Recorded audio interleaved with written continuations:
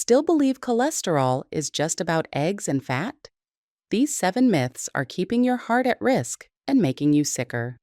Most people, including many doctors, are still operating on dangerously outdated information about cholesterol.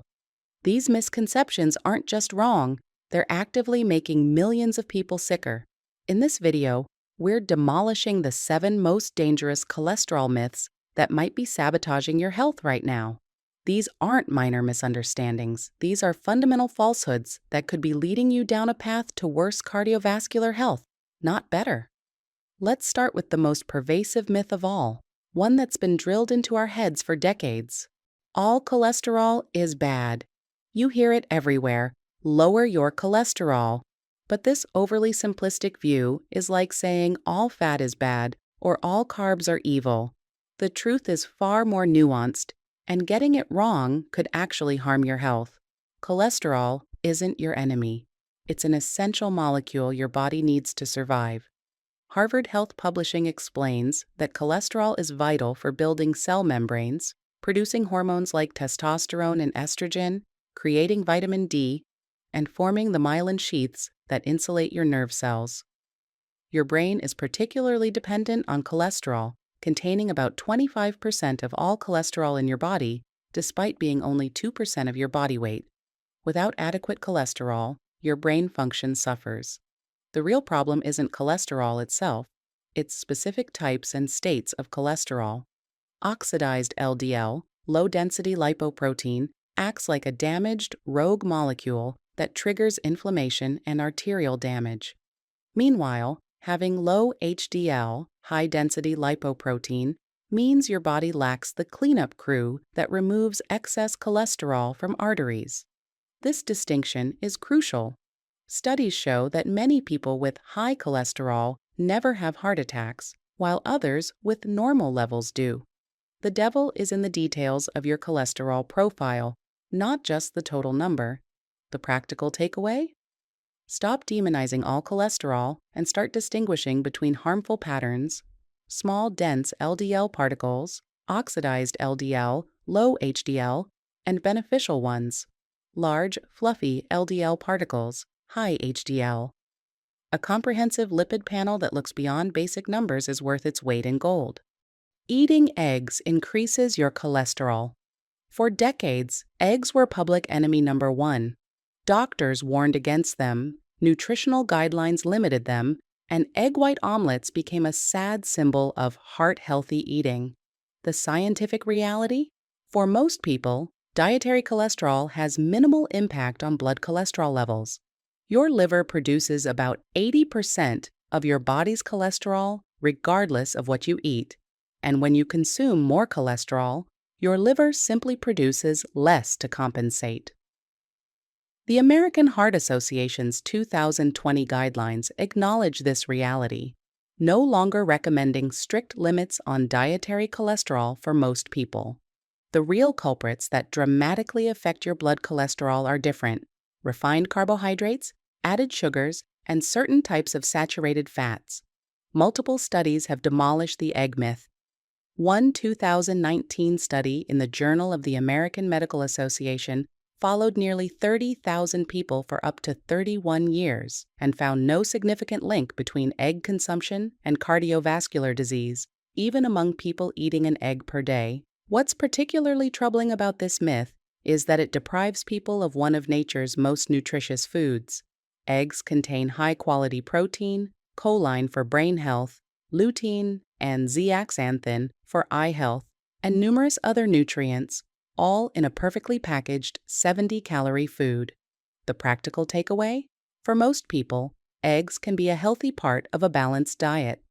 If you have familial hypercholesterolemia or diabetes, you might want to be more moderate, but even then, focusing on reducing sugar and refined carbs will likely have a bigger impact than avoiding eggs. Only overweight people have high cholesterol. This myth is particularly dangerous because it leads thin or fit people to assume they're immune to cholesterol problems. The reality? Your body shape and size tell you surprisingly little about what's happening in your arteries. The National Heart, Lung, and Blood Institute and Mayo Clinic both highlight that familial hypercholesterolemia, a genetic condition causing dangerously high cholesterol, affects people of all body types. Someone with a genetic predisposition can eat perfectly, exercise daily, and maintain an ideal weight while still having LDL levels 2 to 3 times higher than average. LDL particle count and size matter more than your weight. Some thin people have a high number of small, dense LDL particles, the most dangerous kind, while some heavier individuals have mostly large, fluffy LDL particles that pose less risk. The statistics are sobering. About 1 in 250 people have familial hypercholesterolemia, yet 90% remain undiagnosed. Many learn of their condition only after suffering a heart attack in their 30s or 40s, despite appearing perfectly healthy. What's the practical takeaway? Everyone needs cholesterol testing, regardless of weight or fitness level. If you have a family history of early heart disease, before 55 in men, before 65 in women, request advanced lipid testing that measures particle size and number, not just basic cholesterol levels. Low-fat diets are the best way to lower cholesterol. The 1980s and 90s gave us the low-fat diet craze. Fat was vilified, low-fat products flooded supermarkets, and Americans dutifully replaced butter with margarine and eggs with egg substitutes.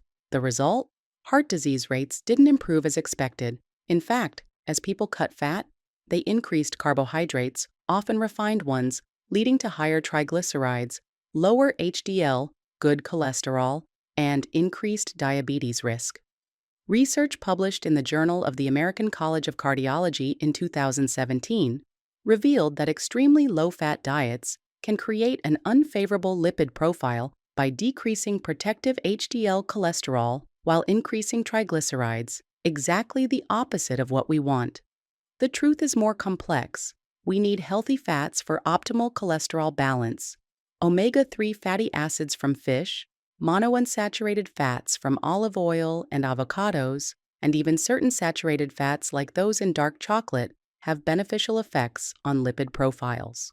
The Mediterranean diet, which derives up to 40% of calories from fat, primarily olive oil, nuts, and fish, consistently outperforms low-fat diets for heart health in clinical trials. It lowers LDL while maintaining or raising protective HDL. The practical takeaway: focus on fat quality rather than just reducing quantity. Include omega-3 rich fish, olive oil, nuts, seeds, and avocados while limiting processed foods with refined carbohydrates and industrial seed oils, which can trigger inflammation. You'll know if you have high cholesterol. This dangerous myth gives people a false sense of security. I'd know if something was wrong, they think. The reality: high cholesterol has no symptoms until it triggers a potentially catastrophic event like a heart attack or stroke. The Centers for Disease Control and the American Heart Association call high cholesterol a silent risk, precisely because it damages arteries silently for years or even decades before causing symptoms. Unlike conditions that cause pain, fatigue, or visible changes, cholesterol problems don't announce themselves. This silence is what makes cholesterol so dangerous. Plaque can build up in arteries for 20+ years without causing noticeable problems. By the time symptoms appear, significant damage has already occurred. The silent nature of cholesterol issues explains why approximately 38% of American adults have high cholesterol, yet many remain unaware until a routine blood test, or worse, a cardiac event, reveals the problem. The practical takeaway? Don't wait for symptoms. They won't come. Regular blood testing is the only reliable way to detect cholesterol issues before they cause permanent damage. Current guidelines recommend testing at least every 5 years for adults with normal levels, and more frequently for those with elevated levels or additional risk factors. Medications are the only effective way to lower cholesterol. Statins and other cholesterol medications are valuable tools, but they're far from the only effective approach. This myth is particularly harmful because it disempowers people making them feel like passive participants in their heart health rather than active agents of change. The New England Journal of Medicine has published numerous studies showing that lifestyle modifications can dramatically impact cholesterol levels. In some cases, the effects rival or exceed what medications can achieve. Consider these evidence-based approaches. Soluble fiber, found in oats, beans, and fruits, can lower LDL by 5 to 10%. Plant sterols and stanols can reduce LDL by 5 to 15%. Regular aerobic exercise can raise HDL by 5 to 10% and improve LDL particle size. Losing just 5 to 10% of body weight can improve multiple aspects of your lipid profile. Omega-3 fatty acids can lower triglycerides by 20 to 50%.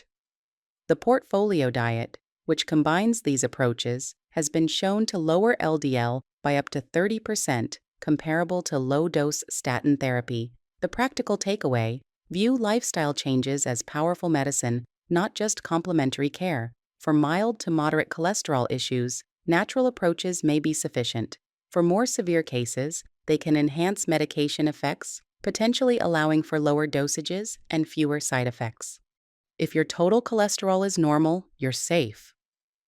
This might be the most dangerous myth of all, as it gives a false sense of security to millions of people.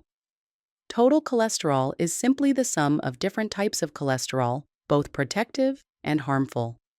It's like measuring your bank account by adding your assets and debts together without distinguishing between them. The Cleveland Clinic and lipid research clinics emphasize that what truly matters is the composition of your cholesterol, not just the total number. Critical factors include LDL particle size, large, fluffy particles versus small, dense particles; HDL to LDL ratio, triglyceride to HDL ratio, apolipoprotein levels, especially ApoB, which measures the actual number of LDL particles; inflammatory markers like C-reactive protein, which indicate arterial damage risk. Two people can have identical total cholesterol levels while having dramatically different cardiovascular risks.